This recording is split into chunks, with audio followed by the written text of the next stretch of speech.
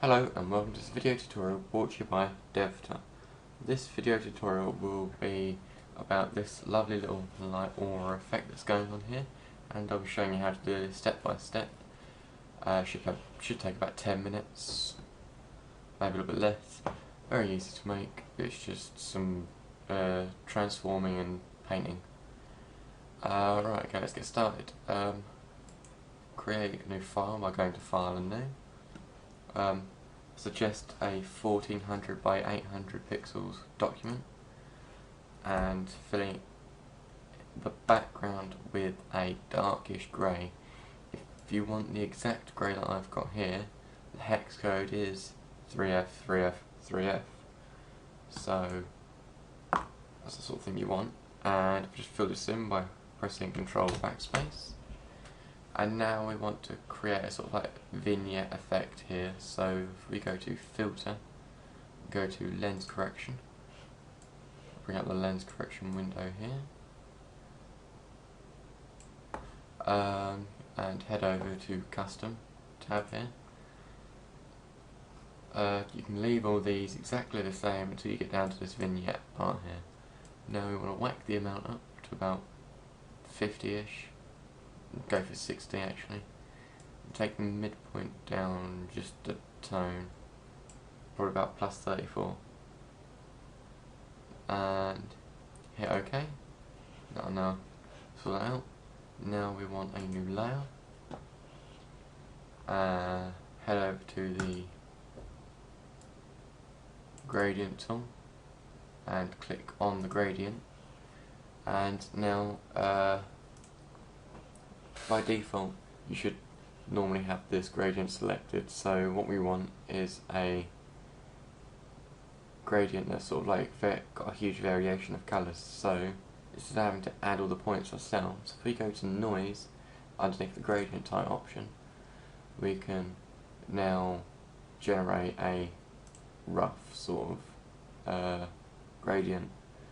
If we just change the roughness here, because it's a little bit sort of soft at the moment, anywhere between sort of 60 and 70 is good. I'm going to have it on 70, and as these aren't very good colours, if we just randomise them until we get a nice sort of variation of colours, that's quite nice, quite good. It doesn't matter what colours, because we're going to be making it black and white in a minute. It's just making sure you get the variations.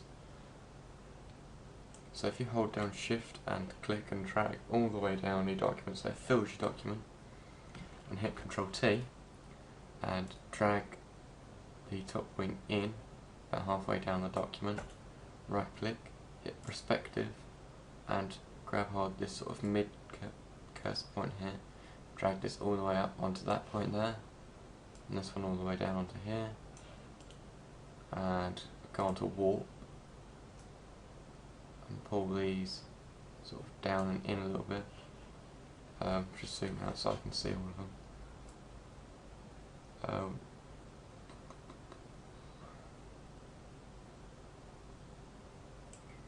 Just pull these in.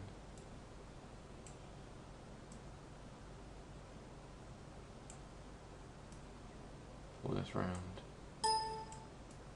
Drag this out so it fills there.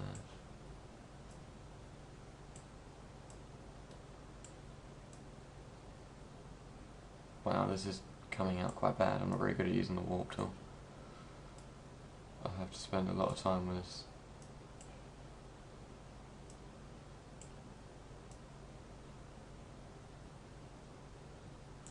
Actually, do you know what? Just for your sake, I'm going to go and get a preset. Set it to flag. No, not to flag, right? Just have it on fish. That's not the kind of effect I was looking for. In fact, it's the complete opposite. So I can just warp this now a little bit to get what I want.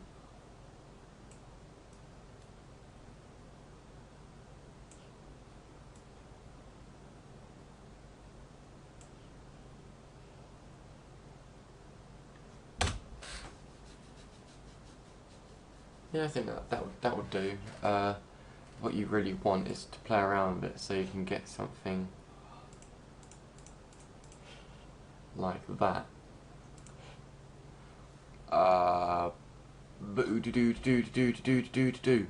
Yeah, you need to get sort of like a curve, sort of like that. That's sort of the flowing effect I was looking for, but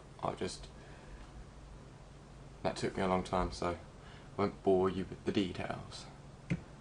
So what I want to do now is make it black and white. So if we just hit Control U or Command U if you're on a Mac, and drag that saturation all the way down, and hit OK. Now create a new layer, and this is where the fun part begins. If we go to Brush,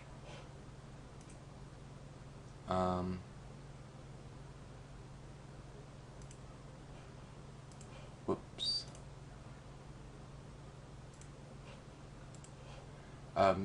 Your swatches for your colours over here are like that default. If we need the pattern pastel coated ones, so no, not the, oh dear, that's it, solid matte ones, that one just there, and that'll change the colours. So if we go somewhere down here with the pinkies, and oh dear, that's better. Get this pastel like brush colour going, but make it a bit bigger.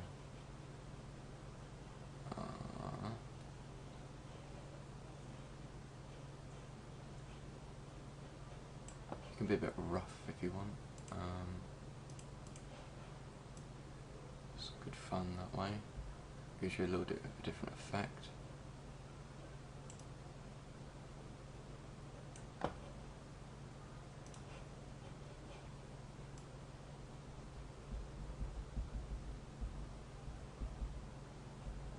Whoops, doesn't matter if you go outside of it either. We'll be sorting that out in a minute. Quite easily and nicely. So they're easing all these different colours in. Sort of.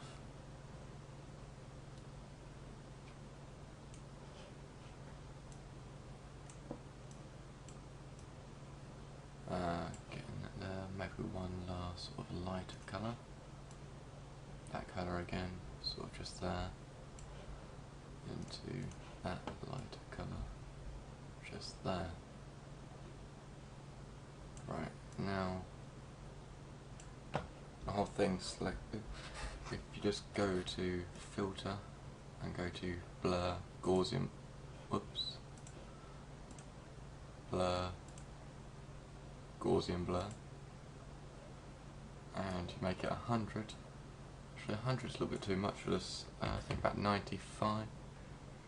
Maybe 85. 85's nice. That's 250 for some reason. I wanted 85.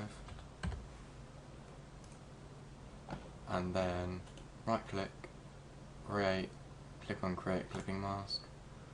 And then last one, go to the blending options and hit colour. And it's not too bad, but I'm not liking those colours. So if we go to hue and saturation, that's Control U or Command U if you're on the Mac, and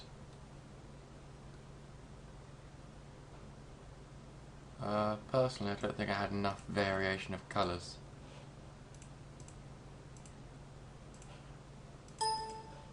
Yeah, okay, yeah, I know.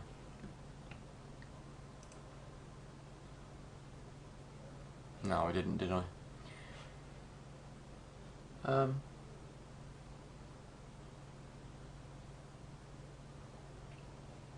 So yeah, okay, so that's for that part. This is only just for giving you like the idea of how to make it. You'll obviously want to get a larger variation of colours going there, so when you do that, it looks better. So for now, that'll be okay. And now if we just go to our brush presets and click on this top one, go over to brush, hit brush dynamics and the scattering, color dynamics and transfer.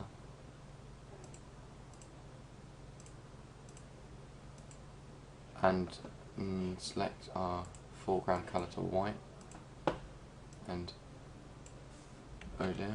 create a new layer, then paint and paint and paint and paint and paint and paint.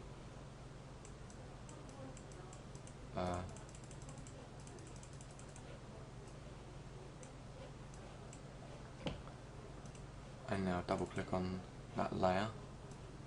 I just want to paint a similar sort of thing to that.